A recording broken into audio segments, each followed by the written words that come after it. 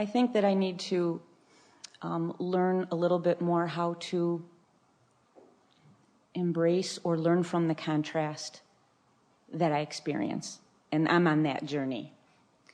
Well, when you're faced with contrast, the best thing that you can do is step back from the contrast as much as you can. Because right in the middle of the contrast, you've fallen from an airplane and the momentum is just going to carry you. So it's sort of an after-the-fact thing. So now we've chewed all around this, and the audience has a good sense of who you are and what you're doing and what you want. So can you make a clear statement of what we can feel that we're not trying to talk you into another profession at all?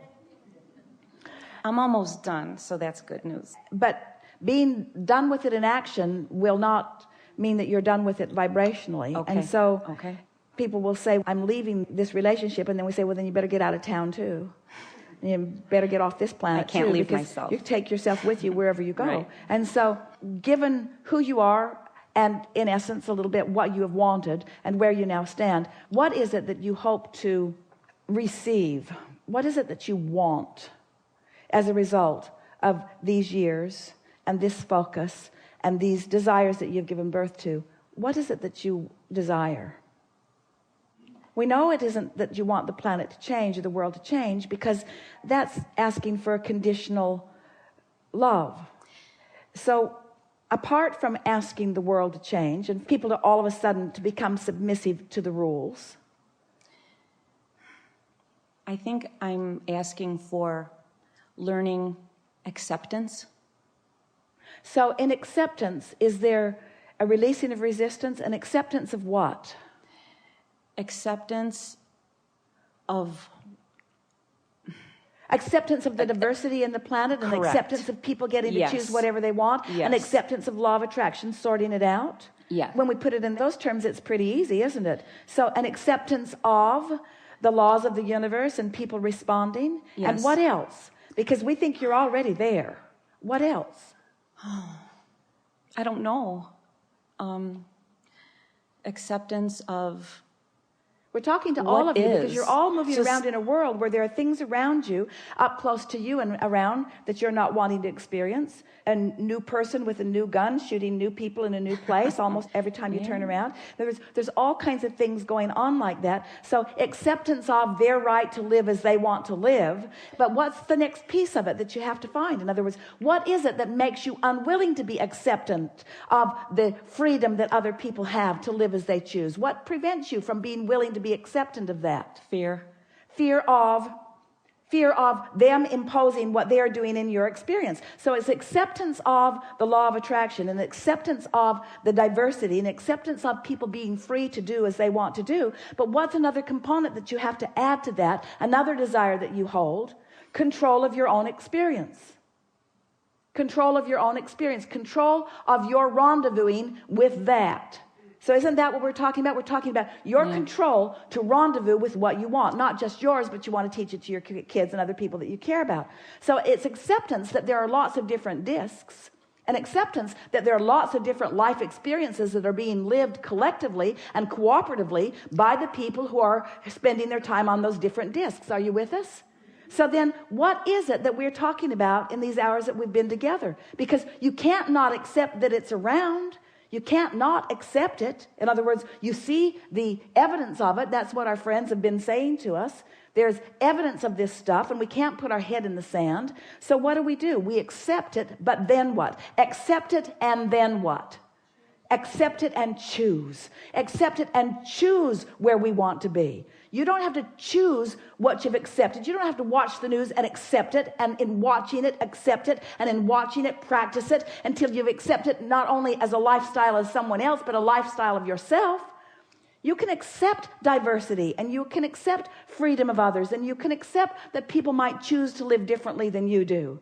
But there's something else that you've got to add to that acceptance, and that is, I have, as do all of them, the right to choose.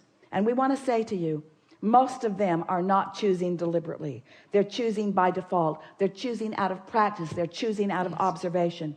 So if you want to then take your desire a step further, which is why you entered into that occupation altogether, you want to uplift. And what is uplifting? What is uplifting really? Isn't uplifting helping people to choose higher discs? And since words don't teach, then what is the best opportunity or chance you have of helping others to find that higher disc? To show them. Choose it yourself. Yeah. Live it. Live by the clarity of your example. Be abundant. Be passionate. Be thrilled. Be successful. Be easy. Be aware of your vibration. Be a deliberate creator. Be one who speaks those words of opportunity, who speaks of well-being, who speaks of love, and practice yourself there until one day you'll be standing in your vibration of well-being and you'll be witnessing someone who's on a whole other disc. And the inspired words that flow from you won't take you to their disc. They'll take them to your disc, you see. I have done that on occasion in the past. That's what true upliftment is. At work.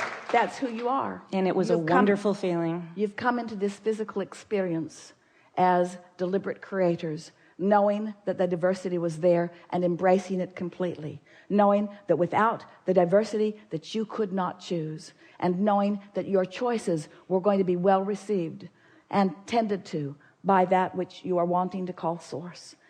You knew that you were born with a guidance system that would help you to understand viscerally the resonance between you and your desire.